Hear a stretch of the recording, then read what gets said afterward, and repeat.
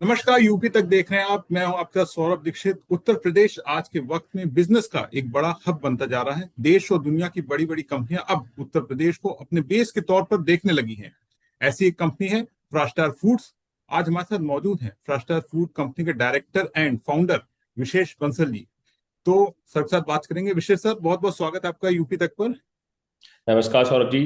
Thank you for inviting me. आज तक आपकी वीडियोस ऑनलाइन देखता आ रहा हूँ। आज इस शो का हिस्सा बन के बहुत अच्छा लग रहा है। Thank you so much for inviting me. Thank you sir. बहुत सही बात करनी सर।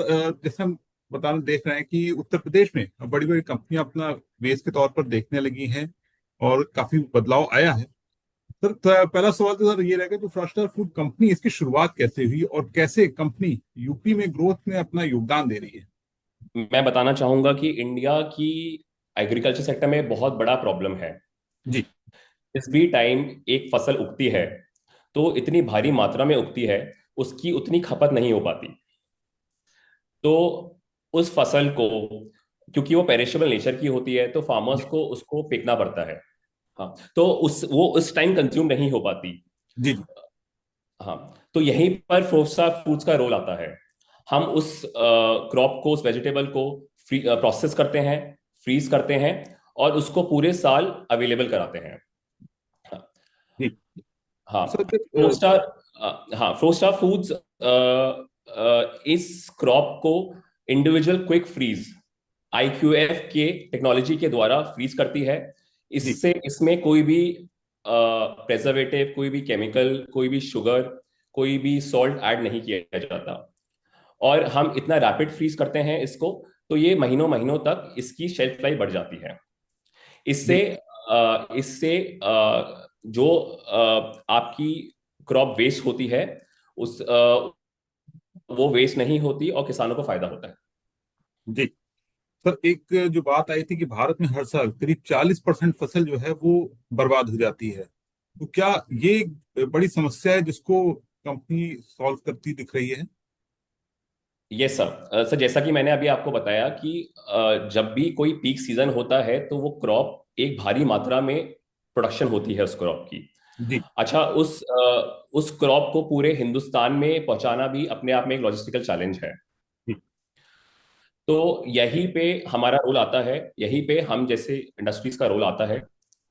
हम लोग इसको 24 घंटे के अंदर अंदर उस क्रॉप को फ्रीज करते हैं और अपने कोल्ड स्टोरेज में उसको रख लेते हैं।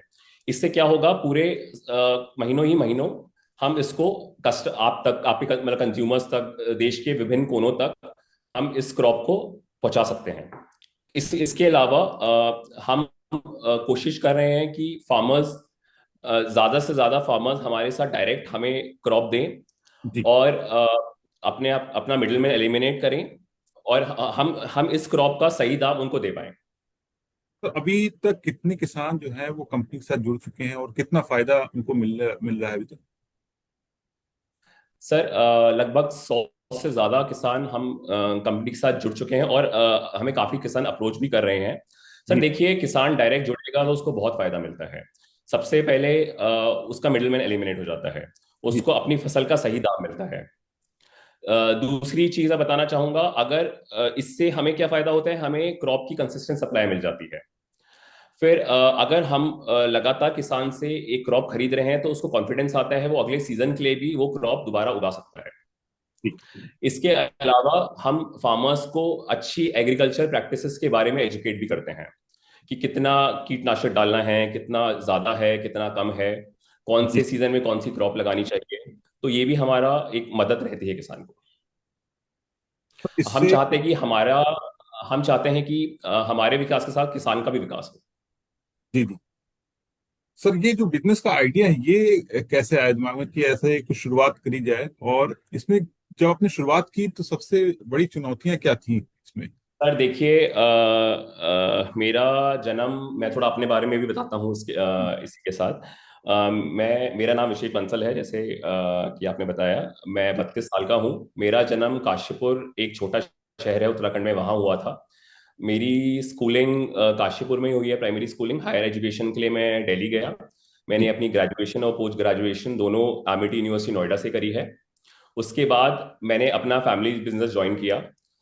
हम लोग पेपर इंडस्ट्री सेक्टर में हैं। हम one of the leading paper industry manufacturer हैं नॉर्थ इंडिया के। तो जब जैसे ही मैंने अपना बिजनेस ज्वाइन किया तो मेरे फादर ने मुझे बोला कि बेटा ऑफिस में बैठ के कुछ नहीं होता। अगर आप को एक मैन्युफैक्चरिंग इंडस्ट्री समझनी है, आपको एक मैन्युफैक्चरिंग इंडस्ट्री बनानी है, तो आपको शॉप फ्लोर लेवल पे काम करना पड़ेगा। तो मेरी करियर की शुरुआत ही फर्स्ट दिन से फैक्ट्री के अंदर हुई है। तो जब तक आप अपने प्रोडक्ट को नहीं समझेंगे, अपने रॉ मटेरियल को नहीं समझेंगे, रॉ मटेरियल से फिनिश गुड कैसे बनता है, तब तक आप इस फील्ड में एक्सेल नहीं कर सकते। तो लगभग मैंने 10 साल पेपर इंडस्ट्री को दिए हैं और वहाँ पे ऑपरेशन और प्रोक्योरमेंट का एक्सपीरियंस लिया है। फिर अब जैसा कि मैं 32 साल का हूँ, बहुत एनर्जी है, बहुत आइडियाज आते रहते हैं दिमाग में। तो लगभग 4 साल पहले मैंने सोचा कुछ नया करते हैं, कुछ डाइवर्सिफाई करते हैं। तो मैंने अपने दो भाइयों के साथ मिलके 2023 में फोर स्टार फूड्स को स्टैब्लिश किया, मुरादाबाद के छोटे तहसील ठाकुरद्वारा में। जी जी। यू नो फूड फूड और फूड इंडस्ट्री में बहुत रुचि रही है मुझे काफी समय से। तो बहुत क्यूरियस रहता हूँ कि food behind the scene restaurant में, होटल में कैसा चलता है। तो हमने सोचा कि फूड इंडस्ट्री में ही क्यों नहीं इन्वेस्ट करते हैं, फूड इंडस्ट्री में ही क्यों नहीं डाइवर्सिफाई करते। जी। तो फिर इन सब सोच से, सब रिसर्च से फोर स्टार फूड्स का जन्म हुआ। और तभी फिर जब हम फोर स्टार के बारे में रिसर्च कर रहे थे, तो हमें यूपी फूड प्रोसेसिंग पॉलिसी के बारे में पता चला। 2023 में ही ये नीति आई थी। तो हमें ये नीति बहुत ही अच्छी लगी। बहुत ही इसमें बहुत सारे तरीके के इंसेंटिव्स थे, मॉनिटरी इंसेंटिव्स थे,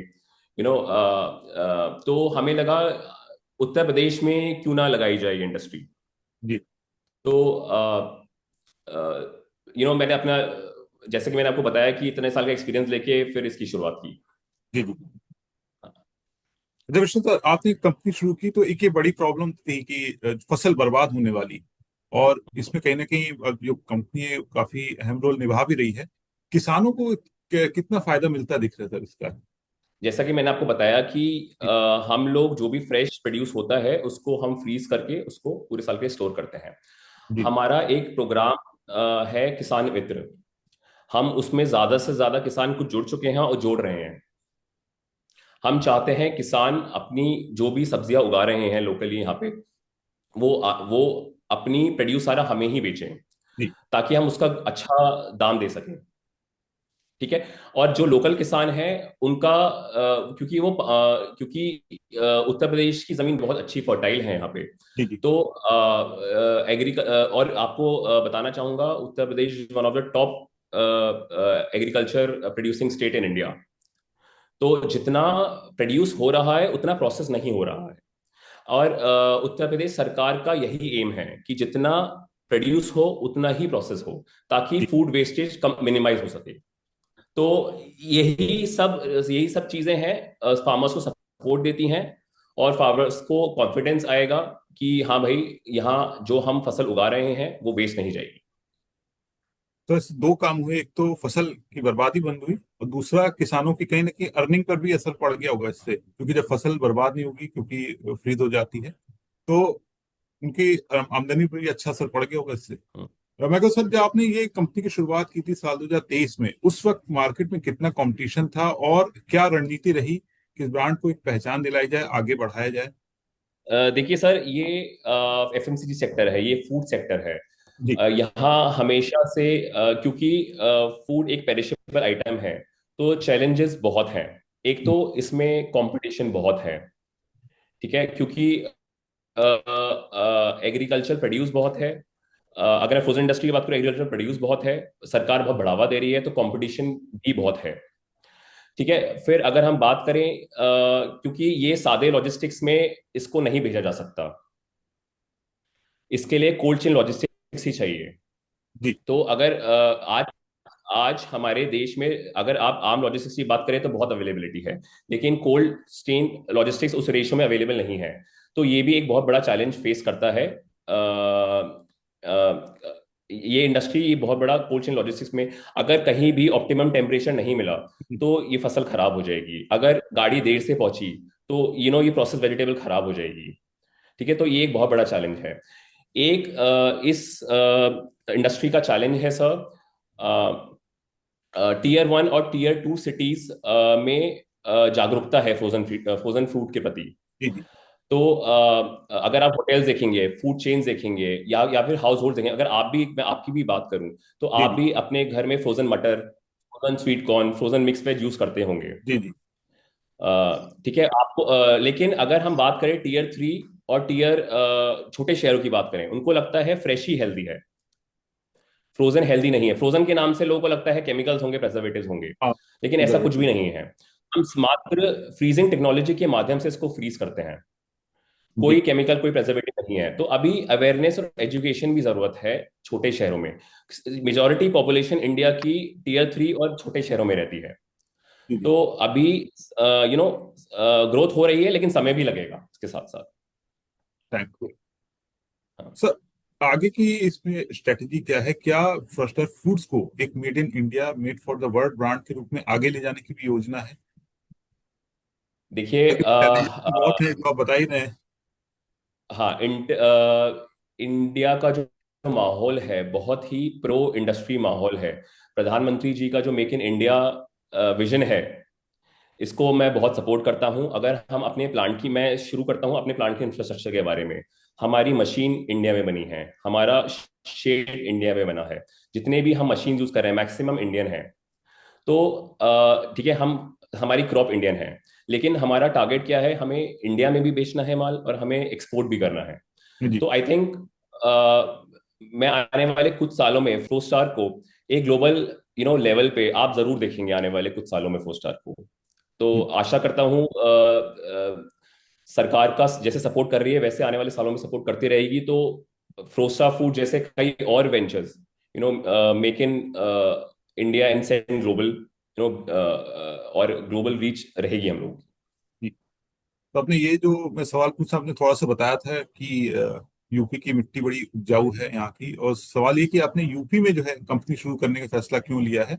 और यहाँ की जो इंफ्रास्ट्रक्चर हो या नीतियां हो सरकार के, लॉजिस्टिक सपोर्ट हो, आपके निर्णय में ये कितनी अहम भूमिका निभा रहे हैं? सर देखिए, किसी भी एंटरप्रेन्योर के लिए, किसी भी बिजनेसमैन के लिए, किसी भी इंडस्ट्रियलिस्ट के लिए, अगर वो कोई जगह या कोई स्टेट चुनता है तो जी उसके लिए सबसे जरूरी होता है वहाँ की इंडस्ट्रियल पॉलिसी, इंडस्ट्रियल, क्योंकि वो वहाँ की सरकार कितना इंडस्ट्री को फेवर करती है। जी देखिए, मैं धन्यवाद करना चाहूंगा हमारे chief minister CM Yogi Adityanath ji का। अ, उनका विजन, उनका सपोर्ट इंडस्ट्री के लिए, एक favourable destination, favourable investment investment destination बना रहा है उत्तर प्रदेश को। और आप कुछ ही सालों में देखेंगे उनका विजन, उनका ये मिशन जो है ये बहुत जल्दी पूरा होगा। अ, अ, जैसा कि मैंने आपको अभी थोड़ी देर पहले बताया था कि जब हम ये फ्लो स्टार लगा रहे थे तो हमें 2023 यूपी फूड प्रोसेसिंग नीति के बारे में पता चला, हमें ये जी बहुत ही अट्रैक्टिव लगी। हाँ, तो ये सबसे बहुत ही बड़ा कारण था कि हम यूपी में अपनी फैक्ट्री सेटअप करें। फिर अगर आप कुछ लास्ट की कुछ साल देखेंगे तो यूपी का लॉ एंड ऑर्डर बहुत ही अच्छा रहा है। सेंस ऑफ, एक बिजनेसमैन को यहाँ पे एक अपना बिजनेस या अपना उद्योग लगा के बहुत सिक्योर फील होता है। ठीक है, अगर आप बात करें इंफ्रास्ट्रक्चर की, इंफ्रास्ट्रक्चर अगर आप रोड्स देखें, अगर आप एयरपोर्ट्स देखें, अगर आप आईसीडीज देखें एक्सपोर्ट के लिए, बहुत, अगर मैं अपने फ्रोस्टर फूड्स के आसपास बात करूं तो बहुत सारी फैसिलिटीज अवेलेबल हैं, जी बहुत सारा इंफ्रास्ट्रक्चर अवेलेबल है। ठीक है, फिर हम आते हैं, ये सब छोटी छोटी चीजें हैं, ये सब छोटे छोटे फैक्टर्स हैं कि आपको कॉन्फिडेंस दिलाता है एक एंटरप्रेन्योर को कि भाई हाँ, हम ये इंडस्ट्री यहाँ लगा सकते हैं और लंबे टाइम तक चला सकते हैं। इंडस्ट्री लगा रहे हैं तो बहुत लंबे, लंबा सोच के लगा रहे हैं, 20 साल 25 साल सोच के लगा रहे हैं। जी एक चीज और बताना चाहूंगा, डिपार्टमेंट, यहाँ के अलग अलग जो डिपार्टमेंट्स हैं, इंडस्ट्रियल डिपार्टमेंट्स हैं, बिजली विभाग, पोल्यूशन विभाग, इंडस्ट्रियल विभाग, जो ये पॉलिसी बनाता है, बहुत ही सीरियस है, इंडस्ट्री के फेवर में है। आपका कोई सब टाइम बाउंड प्रोग्राम चलता है यहाँ पे, टाइम बाउंड क्लियरेंसेस, ऊपर से सरकार का नीति है कि टाइम बाउंड क्लियरेंस करना है। तो जब आपको इतनी स्पीड से क्लियरेंस मिलेंगे तो आपको मदद मिलती है फैक्ट्री जल्दी सेटअप करने में। जी। ठीक है। एक फैक्टर ये हो गया। फिर आखिरी फैक्टर था, क्योंकि यूपी सबसे बड़ा one of the largest agri producing state है। जी। तो रॉ मटेरियल की अवेलेबिलिटी, कंसिस्टेंट अवेलेबिलिटी बहुत ईजी है यहाँ पे। जी। तो ये सब रीजन थे जो हमें यहाँ खींच लाए सर। तो अच्छा, ये भी जानना चाहेंगे, जो यूपी सरकार ने पिछले कुछ सालों में काम किया है एमएसएमई और एक्सपोर्ट को लेकर, कई नीतियां भी गवर्नमेंट लाई, इसमें से कौन सी पॉलिसी जो आपको सबसे ज्यादा अच्छी लगी और प्रभावशाली लगी है? देखिए, फोर स्टार फूड्स यूपी की फूड प्रोसेसिंग पॉलिसी का एक सक्सेस का उदाहरण है। जी। कि जिस साल ये पॉलिसी लॉन्च हुई है, हमने उसी साल we were the few first comers इस पॉलिसी में अप्लाई करने के लिए। और जी। बहुत ही जो भी यूपी सरकार ने प्रॉमिस किया था, टाइमली सब्सिडी देना, टाइमली क्लियरेंसेस देना, वो उन्होंने किया है और उस पर वो खूब खरे उतरे हैं। और हमें, हमारी अगर आप बात करें सब्सिडीज की, तो बहुत टाइमली आई है। ठीक है। अच्छा, इसके अलावा एक्सपोर्ट सब्सिडीज भी है। अगर आप यहाँ से मैं कुछ एक्सपोर्ट करता हूँ तो उसका कुछ परसेंट हमें यूपी सरकार वापस देगी। तो ये सब जो एक रोड मैप है, इंफ्रास्ट्रक्चर बन रहा है, ये एमएसएमई के लिए बहुत अच्छा है। और खाली हम ही नहीं, आने वाले टाइम में आप देखेंगे बहुत सारी एमएसएमई यहाँ आएंगी और बहुत डेवलप होगा यूपी।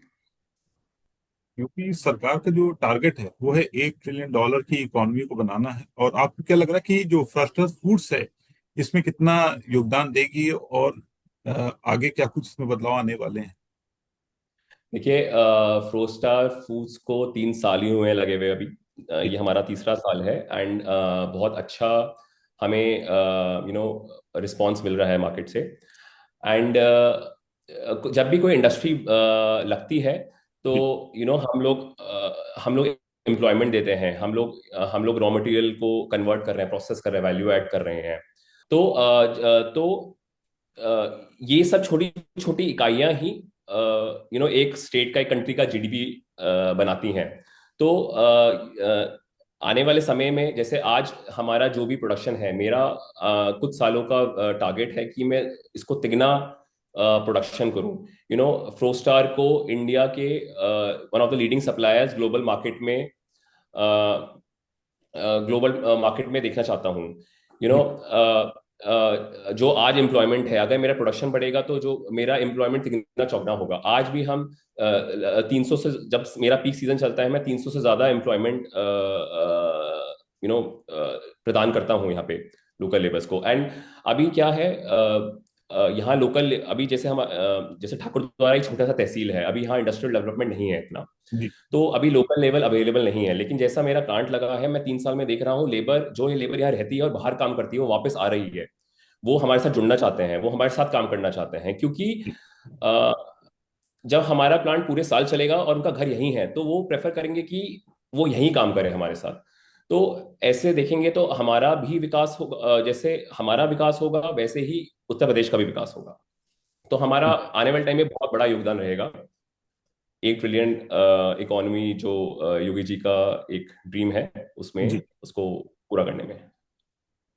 तो आपने बताया कि जैसे रोड्स की बात हो, इंफ्रास्ट्रक्चर हो, और या क्राइम की जो बात हो, ये बहुत हेल्प मिल रही है सरकार से, इसलिए इंडस्ट्री भी आ रही है और इसका हम्म। फायदा भी मिल रहा है, क्योंकि क्लियरेंसेस काफी जल्दी मिल रहे हैं। क्या अभी इंडस्ट्री के लिए आप यूपी सरकार की अगर बात करें तो और क्या सपोर्ट चाहते हैं? तो आपको लग रहा है कुछ सपोर्ट और मिल जाए तो और तेजी से हम आगे बढ़ सकते हैं? बिल्कुल। देखिए, अगर आप पिछले कुछ साल में देखेंगे तो सरकारी तो गवर्नमेंट की वर्किंग में बहुत ही तेजी आई है। जी। कोई भी रेवोल्यूशन या कोई भी चेंजेस रातों रात नहीं होते।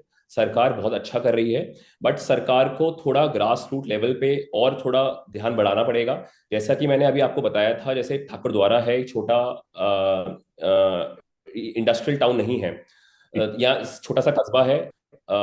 यहाँ पे कोई इंडस्ट्री नहीं है।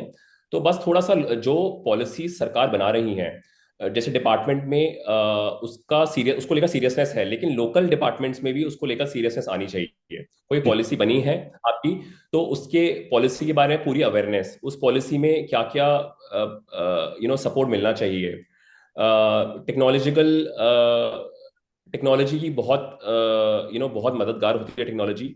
तो टेक्नोलॉजी की ट्रेनिंग, हाउ टू हैंडल, मतलब जैसे एक यूपी सरकार का प्लेटफॉर्म है निवेश मित्र, सिंगल विंडो क्लियरेंस सिस्टम जो है, उसको चला मतलब उसकी उसको चलाने का पूरा यू नो ऊपर लेवल पे सबको सब पता है, लोकल लेवल पे अभी जानकारी कम है। ऐसा नहीं है किसी को पता नहीं है, लेकिन जानकारी कम है। तो अगर थोड़ा सरकार और ग्रास रूट लेवल पे उनको एजुकेट करे, उनको ट्रेनिंग दे, उनको समझाए कि भैया इंडस्ट्री नहीं है, आपको इंडस्ट्रियल हब बनाना है, तो और सपोर्ट मिलना चाहिए। दूसरा मैं कहूँगा, सरकार, जैसे मैंने बताया था, सिंपल जो लॉजिस्टिक्स हैं, उसको उसको उसके लिए बहुत सपोर्ट है, लेकिन कोल्ड चेन लॉजिस्टिक्स में अभी हमें चैलेंज फेस होता है। एंड कोल्ड चेन लॉजिस्टिक्स बहुत ज़रूरी है हमारे जैसे इंडस्ट्री को सक्सेस के लिए, क्योंकि हमें अपना माल कोल्ड चेन के द्वारा ही पहुंचाना है, क्योंकि ऑप्टिमम टेम्परेचर पे ही एक माल कंज्यूमर तक पहुंचना जरूरी है। तो उसमें थोड़ा सा काम करने की जरूरत है। तीसरा मैं बोलूंगा, किसान एग्रीकल्चर में बहुत एडवांसमेंट आया है, लेकिन अभी छोटे किसान जो है उनको एडवांसमेंट की जरूरत है, उसको उनको एजुकेशन की जरूरत है।